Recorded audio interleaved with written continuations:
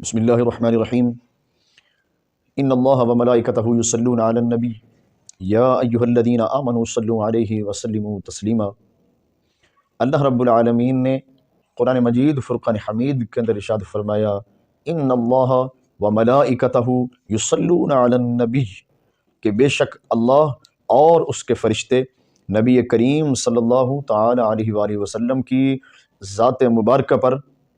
درود بھیجتے ہیں۔ یا ایہا الذین آمنوا صلوا علیہ وسلموا تسلیما، تو اے ایمان والو تم بھی نبی کریم صلی اللہ علیہ وآلہ وسلم کی ذات مبارکہ پر ان کی بارگاہ بے کس پناہ کے اندر درود السلام کے نذرانے پیش کیا کرو۔ اس آیات مبارکہ کے اندر اللہ وحدہ لا شریک کا یہ فرمان مبارک کہ اللہ اور اس کے فرشتے نبی کریم صلی اللہ علیہ وآلہ وسلم کی ذات پر درود بھیجتے ہیں، لیکن اس کائنات کے اندر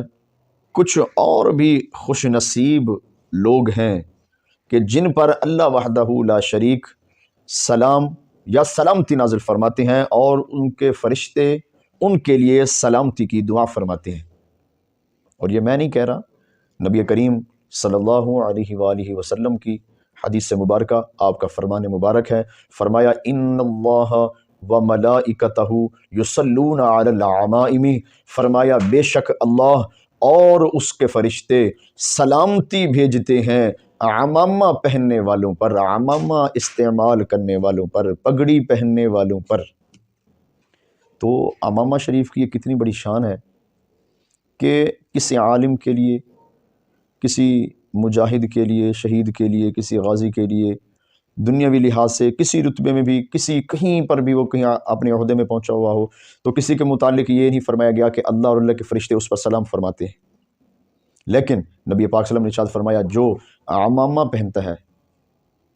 ہمارے ہاں تو عموماً جو ہے وہ عمامہ شریف، پگڑی اور یہ ٹوپی یہ صرف علماء کے لیے ہی مخصوص کر لی گئی ہے کہ لوگوں کا صرف یہی ذہن ہے کہ عمامہ صرف علماء پہنیں، ٹوپی صرف مدرسے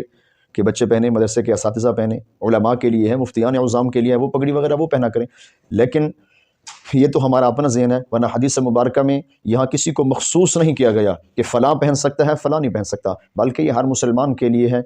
اور یہ جو پگڑی پہننے کی جو فضیلت ہے وہ جو بھی پہنے گا اسی کے لیے ہے، جو اس پگڑی استعمال کرے گا۔ تو اللہ وحدہ لا شریک ہمیں عمامہ شریف پہننے کی اور حدیث مبارکہ میں جو اس کے فیوز و برکات کا جو تذکرہ ہوا ہے، اللہ پاک ہمیں ان سے مستفیض ہونے کی توفیق نصیب فرمائے، آمین۔